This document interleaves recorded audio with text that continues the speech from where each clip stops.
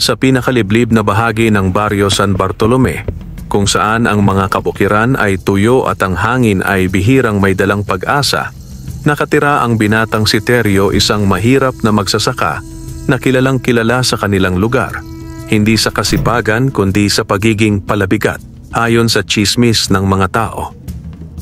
Haya na naman si Teryo, siguradong mangungutang na naman yan ng bigas, bulalas ng tindera sa palengke habang tinatakpan ng timbangan. Mahirap kasi walang diskarte. Kung masipag lang sana, hindi na kailangang palaging umutang. Sabat pa ng matandang si Aling Rosa na tila ba laging nakabantay sa lahat ng galaw ni Teryo. Hindi nakasagot si Teryo. Palagi na lang ganito mga mata ng pangungutya, mga salitang naglalaslas ng kanyang pagtingin sa sarili. Ngunit anong magagawa niya? Wala siyang ama.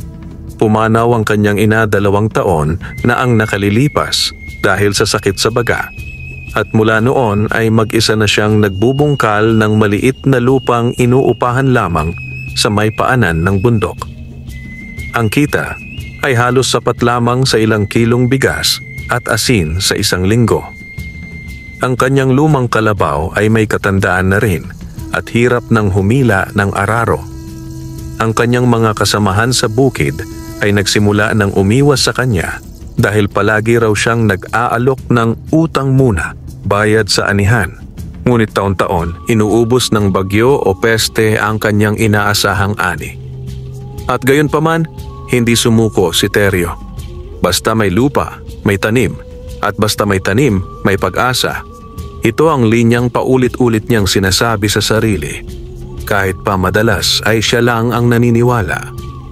Isang araw ng tag-init, habang binubungkal niya ang isang sulok ng sakahan na matagal nang napabayaan, may narinig siyang kakaibang ingay mula sa mga tuyong talahib, parang pagtilaok ng manok. Ngunit may kalakip na himig na tila awit ng isang diwata. Tiktilaok, tiktilawok, napakunot-no si Teryo. Anong klaseng manok naman yon? Sinundan niya ang tunog at sa ilalim ng isang punong santol na matagal nang hindi namumunga, nakita niya ang isang manok na hindi pa niya kailanman nakita sa buong buhay niya. Ang balahibo nito'y puting-puti na parang hinulma mula sa ulap. Ang mata nito'y bughaw na parang langit at may tila gintong sinag sa bawat galaw nito. Manok ba to? O espiritu? Bulong niya habang dahan-dahang lumapit. Hindi umatras ang manok. Sa halip, tumilaok ito muli at marahang naglakad palapit sa kanya. Tumuka ito sa palad niya, marahan, na parang nagtatanong, "Maaari ba akong sumama sa iyo?" Nang buhatin niya ito, pakiramdam ni Teryo ay parang may init na sumanib sa kanyang katawan. Hindi apoy kundi isang uri ng lakas na tagos sa kaluluwa. Sa hindi may paliwanag na dahilan, napangiti siya. Pakiramdam niya, ngayon lang siya muling naging masaya. Siguro, mas mabuting alagaan kita kaysa sa mga tao rito na puro panlalait lang ang alam. Wika niya habang naglalakad pauwi sa kanyang maliit na kubo. Itinali niya ang manok sa ilalim ng kanyang bahay at binigyan ng tirahan. Binigyan niya ito ng pinaghalong mais at durog na tuyong kanin. Ngunit sa gulat niya, hindi nito ginalaw ang pagkain. Ang manok ay umupo lamang, tumilaok ng 3 beses at tila ba nakatulog. Kinabukasan, bago pa sumikat ang araw, isang kakaibang liwanag ang sumilay sa silong ng kanyang bahay. Pagtingin niya sa ilalim, may isang itlog na nakalapag sa ilalim ng pugad ng puting manok makintab, kulay ginto at tila ba hindi basta-bastang bagay. Nanlaki ang kanyang mata. Hinawakan niya ito. Mabigat. At malinaw pa sa sikat ng araw, hindi ito basta itlog. Ito ay ginintuang itlog. "Di yata't totoo to?" sambit ni Teryo. Takot at galak ang lumukob sa kanya. Hindi niya alam kung panaginip ba ito o isang pangyayaring hindi niya dapat ipagsabi kahit kanino. Binalot niya ang itlog sa lumang panyo at itinago sa ilalim ng sahig. Sa loob ng 1 linggo, araw-araw ay nangingitlog ang puting manok at lahat ay ginto. Hindi nagtagal, dinala ni Teryo ang unang 3 itlog sa bayan at ibinenta ito sa isang alahero sa kalapit na bayan ng San Luis. Hindi na siya nagdala ng bayong ni sumakay ng kariton. Nakasuot siya ng luma niyang barong at dala ang mga itlog sa isang bayong na may basahan sa loob. "Dalaga, magkano sa ganito?" Tanong niya sa isang tindera na nagkataong anak ng may-ari ng pawn shop. Nanlaki ang mata ng dalaga. Tinawag ang kanyang ama. At hindi nagtagal, may kalampagan ng bakal sa pinto ng pawn shop habang nagbibilang ng salapi. Umuwi si Teryo kinagabihan na may daladalang sako ng bigas, bagong tabakong kalabaw at bagong kagamitan sa bukid. Pero kahit may pera na siya, hindi pa rin niya nilisan ang kanyang kubo. Hindi siya bumili ng bagong bahay. Hindi siya nagyabang. At higit sa lahat, hindi niya ipinaalam kung saan galing ang kanyang biglaang yaman. Ngunit sa mga baryong puno ng tsismosa, hindi naiiwasan ang usapan. At sa bawat pag-unlad ni Teryo, kasabay ng pagdami ng mga matang nakatingin sa kanya, may inggit, may duda, at may masamang balak. Hindi nila alam, sa likod ng kwento ni Teryo ay isang manok na diwatang may lihim na kapangyarihan at ang kayamanang taglay nito ay hindi basta-bastang ibinibigay sa sinumang sakim. At dito pa lamang nagsisimula ang tunay na kwento. Sa paglipas ng mga araw, unti-unting napapansin ng mga taga-baryo ang pagbabago kay Teryo. Mula sa dating kupas na kamiseta at sirang salakot, ngayoy unti-unti na siyang nagkaroon ng bagong kasuotan. Ang kalabaw niyang dati butot balat, ngayoy may kapalit ng batang-batang kalabaw na masigla at kayang-kaya ang araro. Pati ang kanyang maliit na kubo, bahagya na ring inayos nilagyan ng bagong bubong, pininturahan kahit paano at pinatibay ang mga haligi. Aba, si Teryo, biglang guminhawa ang buhay, bulong ng mga kababaihang naglalaba sa sapa. Baka nakakuha ng aswang na jowa o may nakuhang kayamanang tago, sagot ng isa habang pinipiga ang barong ng asawa. Hindi rin napigilan ni Kapitan Abdon na mapansin ito. Si Kapitan ay isa sa mga pinakamatagal ng nanunungkulan sa baryo at kilalang malapit sa mga mayayamang Panginoong may lupa. Palagi siyang hindi sang-ayon kay Teryo. Bakit nga ba biglang nagkakapera ang taong iyon? Kahapon lang humihiram pa ng abono sa kooperatiba. Ngayon, may bagong kalabaw na? Nakakakain pa raw ng karneng baka. Reklamo ni Kapitan sa kanyang asawa. Ngunit kahit na usap-usapan ang pagbabagong anyo ni Teryo, hindi siya nagpapansin, hindi siya nagyayabang. Sa halip, lalo pa siyang nagsipag sa bukid.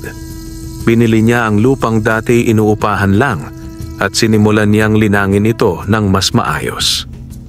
Nagkaroon siya ng 2 katulong na binayaran ng tama at itinayo niya ang unang silong na pahingahan ng mga kasamahan sa bukid, isang bagay na hindi ginagawa kahit ng mga mayayamang may lupa sa nayon. Kung ganyan ka naman kabait kahit yumaman, dapat lang pala rin ka, sabi ng isang matandang magsasaka na minsang tinulungan ni Teryo nang ito'y tinamaan ng init at walang pantustos sa gamot. Pero may iilang hindi masaya. Isa na rito si Mando, ang anak ni Kapitan Abdon. Isa siyang kilalang mayabang, may-ari ng ilang hektaryang palayan at ang kinagigiliwan ng mga dalagang taga-baryo dati. Ngunit simula nang magsimulang umangat si Teryo, unti-unti na rin siyang nawalan ng kinang sa mata ng mga tao. Anong meron kay Teryo at bigla siyang yumaman? Hindi ako naniniwalang sa pagsasaka lang galing yon. Sambit ni Mando sa kanyang mga kabarkadang sabongherong tambay sa labas ng tindahan ni Aling Rosa. Ako nga, ilang taon na sa sabungan, wala pa ring yaman. Baka may itinatagong sikreto yan si Teryo, sagot naman ng isa. At dahil likas na mausisa, nagsimula si Mando na sundan si Teryo palihim. Isang gabi, Habang tahimik na natutulog si Teryo sa kanyang silid, tahimik ding lumusot sa damuhan si Mando. Umikot ito sa gilid ng bahay, lumuhod sa damuhan at dahan-dahang sumilip sa siwang ng silong. Doon niya nakita ang puting manok. Tahimik itong nakaupo sa pugad na gawa sa hinabing damo, nakapikit ang mata parang isang bantay ng lihim. Sa gilid ng pugad may aninong kuminang. Nang titigan ito ni Mando, nanlaki ang kanyang mga mata, isang gintong itlog. Ginto nga, bulong niya sa sarili. Hindi ako nagkamali. Biglang nanlambot ang tuhod niya sa pagkabigla, ngunit pinilit niyang bumalik sa kanyang sarili. Hindi pwede to. Hindi pwedeng siya lang ang makinabang dito. At mula sa gabing iyon, may masama nang binabalak si Mando. Kinabukasan, sinadyang dumaan si Mando sa bahay ni Teryo. Hoy Teryo, kamusta pare? Tagal nating di nagkakausap, bungad ni Mando, kunway mabait. Ay, oo, ayos lang naman. Pasensya na, abala lang sa bukid, sagot ni Teryo. Bahagyang nagtataka sa tono ng kausap. Nako, narinig ko nga ang balita. Ang galing mo raw magsaka ngayon eh. Ako nga'y napawaw, baka pwede mo akong turuan? Wala namang espesyal. Sipag at tiyaga lang naman, alam mo na. Tugon ni Teryo, pilit nang ngumiti. Alam mo, kung may sikreto ka, pwede mong sabihin sa akin. Tayong dalawa lang naman. Sabay kindat ni Mando. Ngunit bago pa siya makasagot, tila ba sumipol ang hangin mula sa silong ng bahay. Tumilaok ang manok malakas at tila galit. Napatingin si Teryo, gayon din si Mando, at sa hindi maipaliwanag na dahilan, biglang kinilabutan ng huli. Para bang may malamig na kamay na humawak sa batok niya. Sige na nga muna. Babalik na lang ako bukas. Sabay bitaw ni Mando at dali-daling lumayo. Naiwan si Teryo sa pagkakatayo. Pinapakinggan ang tahimik na huni ng manok sa ilalim ng kanyang tahanan. Alam niyang may naramdaman itong panganib. At doon niya napagtanto. Ang diwatang manok ay may kakayahang protektahan ang sarili at pati na rin siya. Ngunit sa kabila ng lahat ng iyon, hindi pa tapos ang panganib. Dahil may mas matinding pagnanasa ang papalapit sa kanyang buhay. Ang mga araw ay dumaan na tila walang pagbabago. Tahimik pa rin ang buhay ni Teryo sa kabila ng mga bulungan at panunubok. Patuloy ang pangitlog ng ginintuang itlog ng kanyang puting manok at patuloy rin ang pagpapalago niya ng bukirin. Pumili siya ng ilang panibagong kalabaw, mga kagamitan sa pag-aani at ilang sako ng abono na siya mismo ang namahagi sa mga katabing magsasaka na dati katulad din niyang kapos sa buhay. Ngunit habang dumarami ang kanyang kaibigan, dumarami rin ang lihim na kaaway.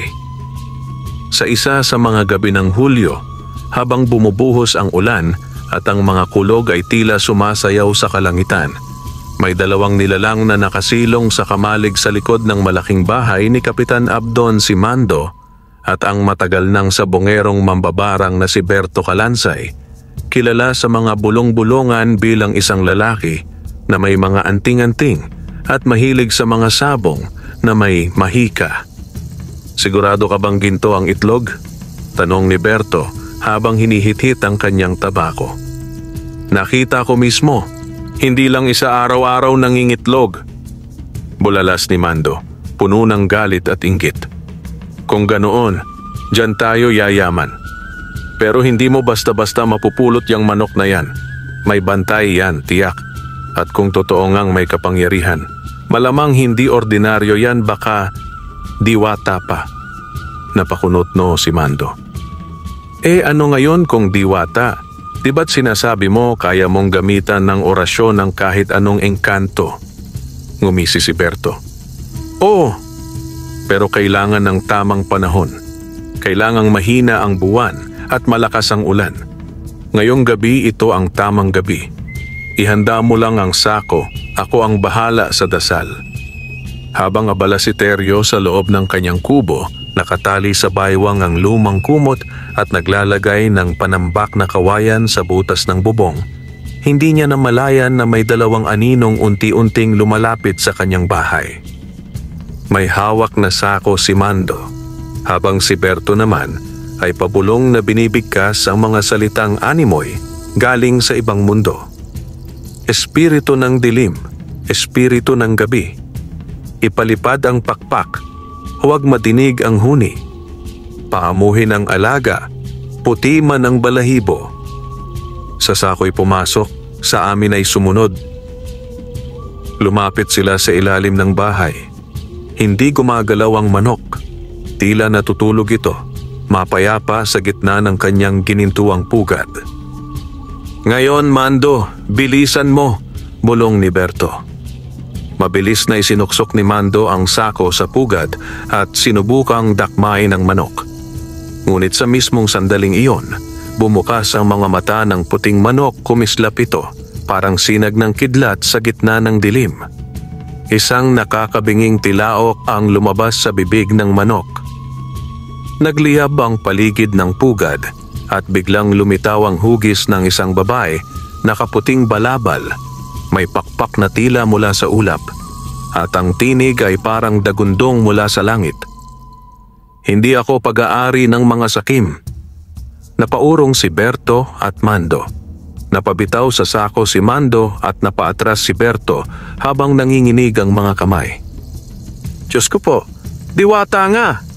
Sigaw ni Berto at kumaripas ng takbo sa ilalim ng ulan. Ngunit bago pa makatakbo si Mando, tinuka siya ng manok sa braso at ang kirot ay parang apoy. Napasigaw siya habang nagbabaga ang kanyang balat. Napaupo siya sa lupa at sa isang iglap ay nawala ang diwata at ang liwanag. Bumalik sa pagiging tahimik ang gabi. Nagmamadaling umalis si Mando, tuliro at sugatan. Kinabukasan, ginising si Teryo ng kakaibang amoy sa ilalim ng bahay na sunog na sako at isang aninong tila nagsikap pumasok sa kulungan. Agad niyang naalala ang panaginip niya kagabi, ang diwata, ang apoy at ang hiyaw ng hindi ako pag-aari ng mga sakim. Lumuhod siya sa tabi ng pugad. Ang manok ay naroon pa rin tahimik, ngunit nakatingin sa kanya na para bang may babala. Tumingala siya sa langit at marahang bumulong. Salamat at patawarin mo sila kung maaari. Samantala, si Mando ay hindi na muling lumabas ng bahay ng ilang linggo. Ang braso niyang tinuka ng manok ay namaga at nagkulay itim. Lahat ng manggagamot sa baryo ay hindi nakagamot. Pati ang mambabarang na si Berto ay hindi na rin nagpakita. At sa mga araw na iyon, sa bawat panaginip ni Mando, may isang puting manok na palaging sumusulpot tumitilaok, may apoy sa mata, at binubulungan siya ng mga salitang hindi niya maintindihan. At si Teryo? Mas lalo siyang naging mapagkumbaba. Hindi niya pinansin ang nangyari. Hindi siya nagtungo sa mga autoridad. Hindi siya nagturo ng may sala. Sa halip, mas pinagtibay niya ang kanyang pasya. Ang kayamanang ito ay hindi para sa sarili lang, kundi para sa kabutihan ng mas nakararami. Ngunit ang tanong, hanggang kailan may tatago ang lihim ng diwatang manok? Mabilis ang pag-ikot ng panahon sa baryo San Bartolome. Nagsimula nang mapansin ng buong nayon ng pagbabagong anyo hindi lamang ni Teryo, kundi pati ng kanyang sakahan. Ang dating tuyong lupa ay ngayoy luntian, may sistema ng irigasyon, at tila ba masigla ang bawat halaman na itinanim doon. Dumami na rin ang kanyang mga manggagawa, at ang kanyang munting bahay ay unti-unti nang nagiging parang maliit na bahay na bato, bagamat nanatili itong simple at walang kaartehan. Ngunit sa kabila ng katahimikan, ay unti-unti ring kumalat ang mga bulong-bulungan. Saan kaya galing ang pera ni Teryo? Hindi yata totoo ang tanim lang at tiyaga. May nahukay sigurong kayamanan. Baka may kinukulam o alagang engkanto. Isa sa mga taong hindi mapakali ay si Don Crispin, ang mayamang may-ari ng malaking hasyenda sa kabilang baryo. Kilala siya sa pagiging sakim at matagal nang galit kay Teryo dahil unti-unti nitong pinapantayan ang kanyang impluensya hindi sa yaman kundi sa tiwala ng mga tao. Isang hapon, habang si Teryo ay nagpapahinga sa kanyang balkonahe, dumating si Don Crispin sakay ng kanyang mamahaling daip. Sa likod niya ay dalawang lalaki, may suot na itim at kulay kape, waring mga bodyguard. "Magandang hapon, iho," bati ni Don Crispin, may ngiting may halong pagkukunwari. Napakunot ang noo ni Teryo. Hindi pa siya kailanman nakausap ng mayamang Don. "Magandang hapon din po. Ano pong sadya niyo rito?" Magalang niyang sagot. Umupo si Don Crispin sa silyang yari sa kawayan at inilabas ang isang maliit na supot na tila may laman. Inilapag niya ito sa harap ni Teryo. "Hindi na ako magpapaligoy-ligoy, Teryo. Alam kong may tinatagong hiwaga ang biglang pagyaman mo. May nagsabi sa akin itlog ng ginto raw. Araw-araw, galing sa isang puting manok. Tama ba?" Natahimik si Teryo. Tumigas ang katawan niya. Bahagyang kumapit ang kanyang mga kamay sa upuan habang pinipigil ang kanyang kaba. "Hindi ko po alam kung anong sinasabi niyo," mahinahon niyang sagot.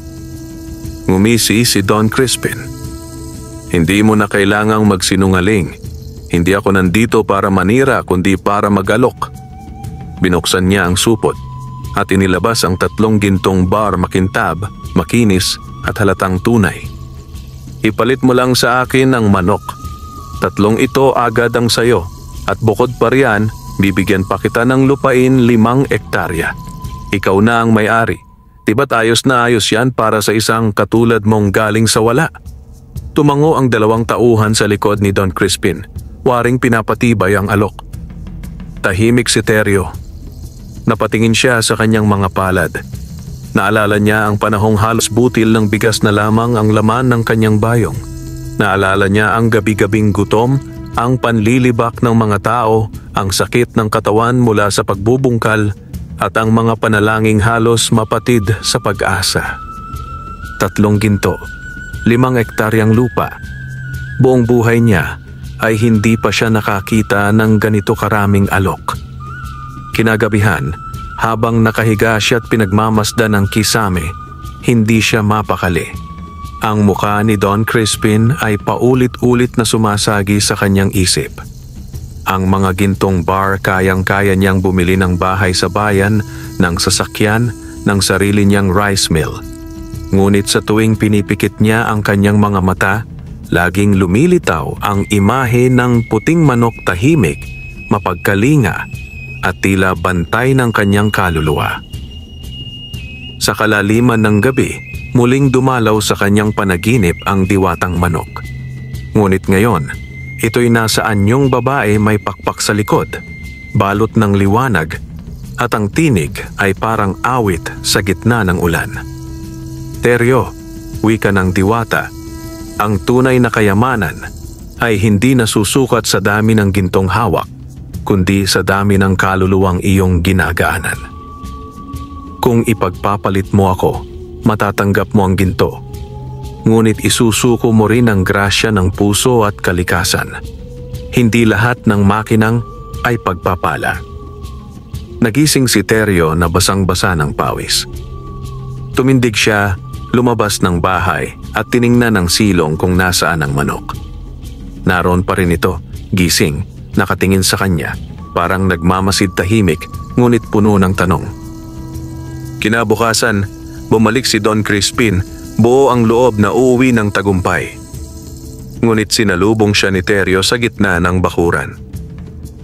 "Pasensya na po, Don," wika ni Teryo, buong galang ngunit matatag ang tinig. "Hindi ko po ibebenta ang manok. Hindi po ito para sa salapi. Isa po itong regalo at pananagutan ko ang biyayang ito ng may dangal." Nanigas ang mukha ni Don Crispin. "Ibig mong sabihin, tinanggihan mo ang alok ko?" "Opo." Tahimik. Tila huminto ang hangin. Tumalikod si Don Crispin at dumiretso sa kanyang sasakyan. Habang palayo na ito, nakita ni Teryo ang mga mata nitong puno ng galit. Mula noon, nagbago ang simoy ng hangin sa baryo. biglang nagkaroon ng insidente ng sunog sa maliit na bahagi ng sakahan ni Teryo. Naalala ng mga tao ang matandang albularyo na si Berto Calansay, na pabalitang bumalik at muling nag-aalok ng serbisyo sa mga may inggit at galit sa kapwa. At si Don Crispin? Hindi na siya nagpakita kay Teryo. Ngunit isang gabi, may nakita si Teryo sa kanyang lupain, 3 itim na manok, dumudura ng apoy sa panaginip niya. At isang boses mula sa kadiliman ang nagsabi, "Kung hindi mo ibibigay ang manok, kami ang kukuha." Makalipas ang ilang araw mula sa pagbisita ni Senyor Damian, nanumbalik ang tahimik na daloy ng buhay ni Teryo. Patuloy siyang nagtatanim at namumuhay ng simple. Ngunit kahit anong pilit niyang maging payapa, ang mga katanungan sa kanyang isip ay patuloy na bumabalik. Saan nga ba talaga galing ang manok? Sino ang diwata? Bakit siya napunta sa akin? At bakit ako? Isang madaling araw, bago pa sumikat ang araw, napabalikwas si Teryo mula sa isang kakaibang panaginip. Nakita niya ang kanyang sarili sa gitna ng isang malawak na gubat na nababalutan ng makapal na ulap. Sa gitna ng gubat ay may matandang punong balete at sa ilalim nito'y isang dambuhalang pugad na gawa sa gintong damo at sinulid na tila galing sa sinag ng araw. Doon, nakaupo ang puting manok, ngunit sa panaginip, ito'y nagsalita. "Hindi ako manok, isa akong tagapangalaga ng kayamanang hindi para sa lahat. Ang pugad na tinitirhan ko ay hindi lamang tirahan, ito'y pintuan." "Pintuan?" tanong ni Teryo sa panaginip. "Pintuan papunta saan?" "Sa pagitan ng mundo ng tao at ng mga nilalang na kinalimutan ng panahon." Pagkagising, agad na pinuntahan ni Teryo ang silong ng bahay. Sa loob ng pugad ng diwatang manok ay wala na lamang ang karaniwang isang itlog, 3 ang naroon. At mas maliwanag ang mga ito kaysa dati. Nangingintab ang ginto at tila may mga hugis ng alon sa balat nito. Napansin niyang may mga maliit na dahon ng balete na tila kusang lumitaw sa paligid ng pugad. Hinawakan niya ang isa sa mga itlog. Hindi ito mainit, ngunit sa paghawak niya ay tila may dumaloy na alaala sa kanyang isip, isang batang lalaking humihikbi sa tabi ng kabaong ng kanyang ina, ang pakiramdam ng gutom na hindi maibsan, at ang araw na una siyang kinutya sa palengke bilang palabigat. Ngunit pagkatapos noon, may sumunod na alaala ang pagtulong sa matandang magsasakang nahimatay, ang pamimigay niya ng libreng abono sa mga kabarangay, ang pag-aayos ng sirang kubo ng matandang balo. At saka niya narinig muli ang tinig ng diwata, hindi sa panaginip kundi sa mismong hangin ng umaga. "Teryo, ang kayamanang nasa iyong kamay ay hindi ginto kundi karapatang mamili. Marami kang iniwasan, kasakiman, pagnanasa at pagkaganid. Ngunit darating ang araw na ikaw ay hihiling ng higit pa at kailangang panagutan mo iyon." Habang iniisip niya ang mga bagay na iyon, may isang tao na namataan sa dulo ng kanyang taniman, isang babae, payat at nakasuot ng lumang bestida. Nang lumapit ito, nanlaki ang mata ni Teryo. "Ina?" bulalas niya. Ngunit hindi ito ang kanyang ina. Magkahawig lang, ngunit may edad at may mga matang tila puno ng lihim. "Ako'y si Kalaya, dating tagapangalaga ng diwatang manok bago ikaw. Ako'y isinumpa dahil sa aking pagkagahaman." Naguluhan si Teryo. "Ibig sabihin, dati ka ring alaga ng manok?" Tumango si Kalaya. "Oo. Ako ang unang pinili ng diwata. Mahigit 150 taon na ang nakalilipas. Sa una, tulad mo, ginamit ko ang ginto sa mabuti. Naitayo ko ang isang baryo, nagtayo ako ng paaralan, tumulong ako sa mga nangangailangan." "Ngunit?" tanong ni Teryo. "Ngunit dumating ang araw na may minahal akong lalaki na hindi ako tinanggap hanggat hindi ko siya ipinagkaloob sa karangyaan. Binili ko ang kanyang pag-ibig gamit ang ginto. At nang mawala siya, Isinumpa ako ng diwata bilang parusa. Kaya ako'y nawalang parang ulap. Ngayon lang ako muling pinayagang tumapak sa mundo ng tao upang balaan ka. Teryo, hindi laging mabuti ang mabuting hangarin kapag ginamitan ng kayamanang may kapangyarihan.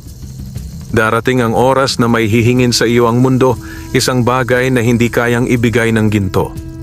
At kailangang piliin mo kung saan ka tatayo. Kapag nagkamali ka ng hakbang, ang pugad ay magiging abo at ang manok ay maglalaho sa hangin. Tandaan mo, ang tunay na ginto ay hindi kinikintab kundi sinusubok. Pagkaalis ni Kalaya, hindi na siya muling nakita. Hindi rin tiyak ni Teryo kung totoo ba ang pangyayaring iyon o panaginip lamang. Ngunit hindi niya kinalimutan ang babala.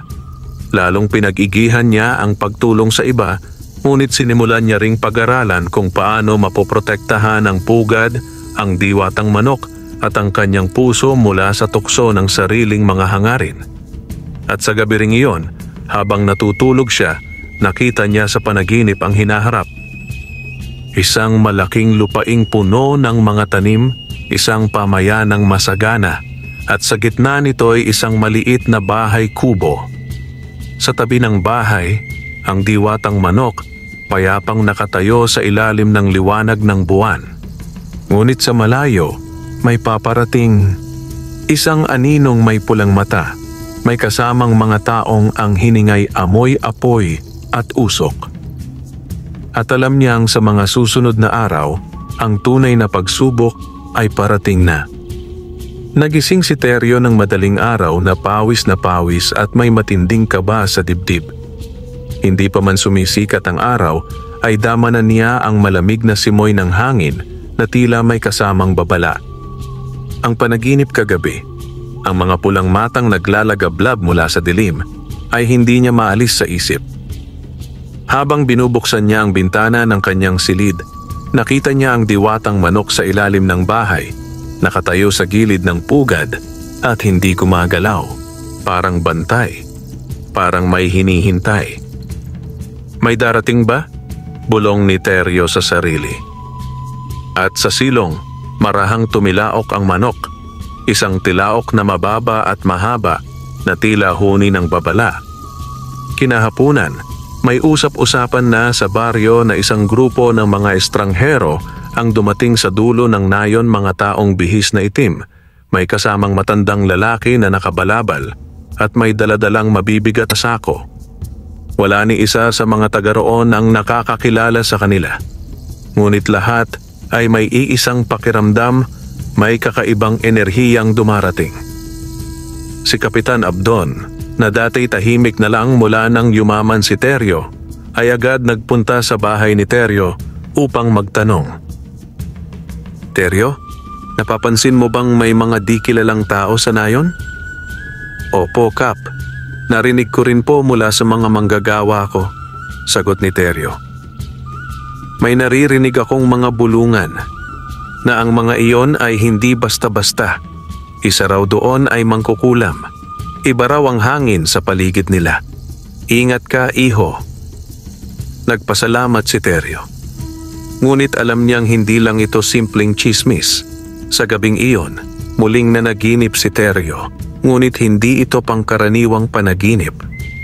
Sa kanyang panaginip, nakita niya ang baryo sunog, abo, at umiiyak ang mga bata. Sa gitna ng apoy ay may nakatayong nilalang matangkad, payat, nakabalot sa itim at may pulang mata. Sa balikat nito ay may 3 itim na manok, malalaki, may pakpak na parang paniki at mga tuka na lumalabas ang apoy. Ang diwatang manok ay lumalaban, lumilipad sa itaas, tinutuka ang mga itim na manok. Ngunit sa likod ng lahat, may isang anino na tahimik lang ang matandang lalaki, at siya ang may hawak ng ginintuang tungkod na may ukit ng mata sa dulo. Ang kayamanan ay may kalaban, ang pugad ay may bantay, ngunit ang puso ng tagapag-alaga ay kailangang buo, bulong ng diwata sa kanyang panaginip.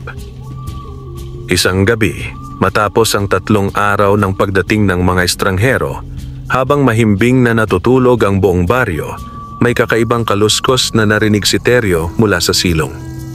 Nagmamadali siyang bumaba, dala ang kanyang lampara at isang gulok. Pagbaba niya, nakita niyang gumagalaw ang mga dahon sa paligid ng pugad. Ang diwatang manok ay tila nakapikit, ngunit ang mga balahibo nito ay nagkikislapang parang liwanag ng bituin. Paglapit niya, biglang may tumalon mula sa anino isang itim na manok na may pulang mata at balahibong parang usok. Tumuka ito sa hangin at isang apoy ang lumabas mula sa tuka nito.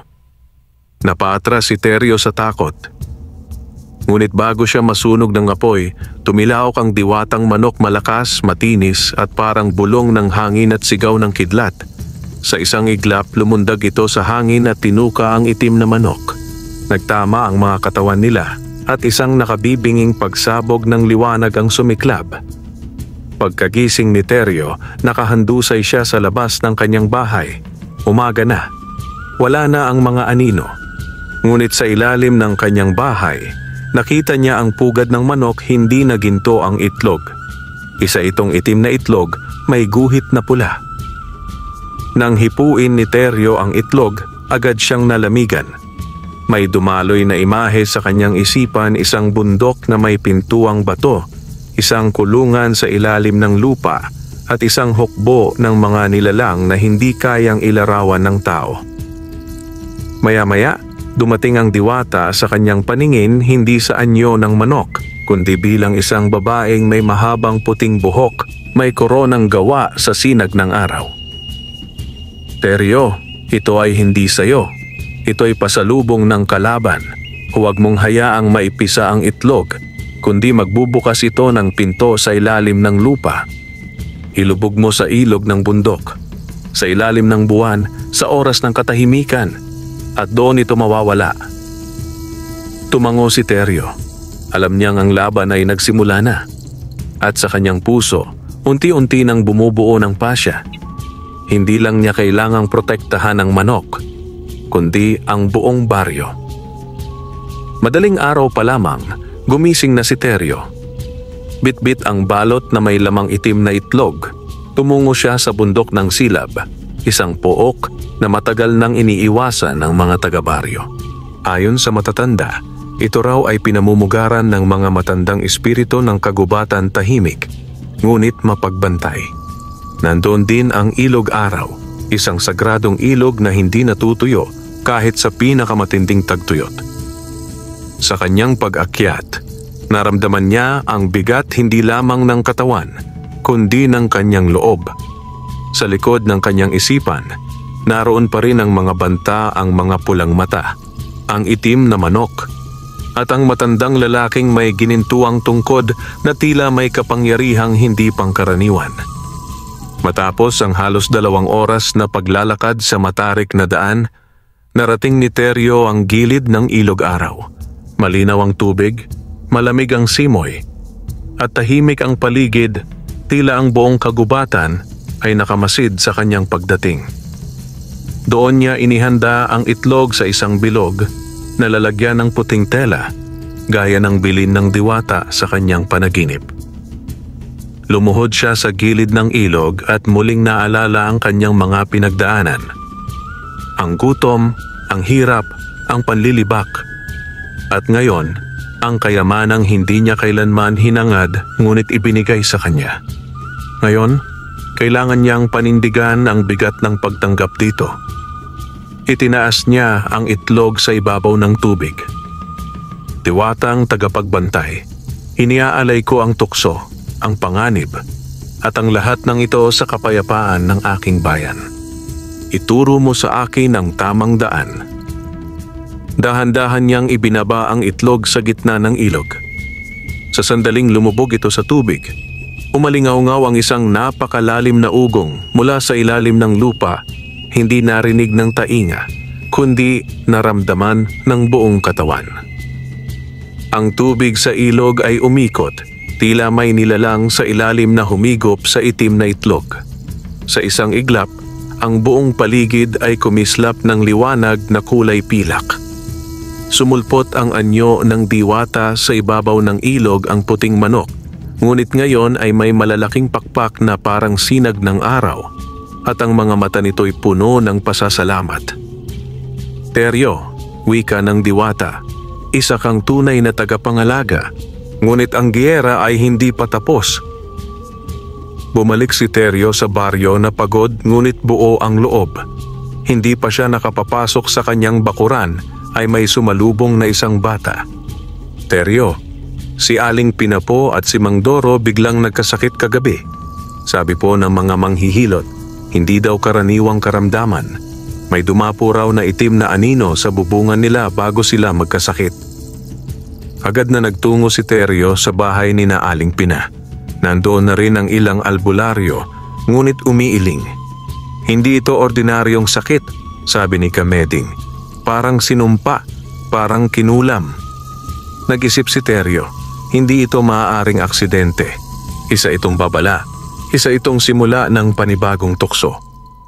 Alam niyang may kinalaman ito sa matandang lalaki na kasama ng mga estrangherong dumating. Sa mismong araw ding iyon, kumalat ang balita. Bumalik na raw sa baryo si Berto Kalansay, ang kilalang mambabarang na dati nang pinatalsik ng mga tao dahil sa kadiliman ng kanyang gawain. Kasama siya ng grupo ng mga estranghero at ngayon ay naninirahan sa dulo ng bukirin ni Don Crispin. At higit pa sa lahat, nakita raw siya ng ilang bata sa sapa, may hawak na itim na manok na may 2 ulo. Tila pinapakilos na ng kalaban ang kanyang mga sundalo. Kinagabihan, muling tumilaok ang diwatang manok malakas, mariin at may halong hiyaw ng babala. Nang sumilip si Teryo sa ilalim ng bahay, nakita niyang may bago na namang itlog sa pugad. Ngunit hindi ito ginto. Ito'y pula. Isa itong senyales ng giyera. Sa paghawak niya sa pulang itlog, muli siyang dinala sa panaginip ng diwata. Naroon muli ang anino ng matandang lalaki, ang ginintuang tungkod, ang 3 itim na manok, at ang baryong natatangay ng apoy. Teryo, kailangang humanda. Hindi ka na tagapangalaga lang, ikaw na ngayon ang magiging tagapagtanggol. Lumipas ang mga araw na puno ng kaba. Sa bawat sulok ng baryo San Bartolome ay dama ang bigat ng papalapit na panganib. May mga hayop na nawawala, mga sanggol na nilalagnat ng walang paliwanag, at mga aninong nakikitang lumalakad sa tabi ng ilog tuwing hating gabi. Ang mga albularyo, maging ang mga matandang tagapayo sa baryo, ay hindi na makapagbigay linaw. Ang lahat ay nakatingin kay Teryo, na sa mata ng marami ay hindi na simpleng magsasaka, kundi ang tanging pinaniniwala ang may koneksyon sa liwanag na kayang pumigil sa dilim. Isang gabi, habang tinititigan ni Teryo ang pulang itlog mula sa diwatang manok, muling lumitaw ang babae sa kanyang panaginip. Ang diwata sa anyong tao, may pakpak na puti at korona ng dahon ng balete. Panahon na, Teryo, wika nito. Ihaharap mo ang puso mo sa apoy ng kasamaan. Sa ilalim ng buwan, ang pugad ng liwanag ay susubukin. Hindi sa pamamagitan ng lakas, kundi ng paninindigan. Hindi mo sila kailangang labanan mag-isa. Ang mga pinagsilbihan mo, silang tinulungan mo, silang minahal mo sila, ang tunay mong kapangyarihan. Nagising si Teryo na tila muling isinilang. Sa kanyang harapan, ang diwatang manok nakatingin sa kanya, matatag, may mga mata ng isang pinunong hindi na lang tagapagbantay, kundi mandirigma. Hating gabi ng kabilugan ng buwan, nagpakita si Berto Kalansay, kasama ang 3 itim na manok na may apoy sa mga tuka. Nasa gitna sila ng palayan, malapit sa bahay ni Teryo, na ngayon ay pinalilibutan ng mahahabang damo at makakapal na ugat ng mga punong mukhang ginising ng espiritu ng kagubatan. Handa ka na bang ipasa ang pugad, Teryo? Sigaw ni Berto, nakataas ang ginintuang tungkod. Hindi ko ito pag-aari, sagot ni Teryo. Pero ako ang tagapangalaga nito at hindi ko ito isusuko sa kasakiman.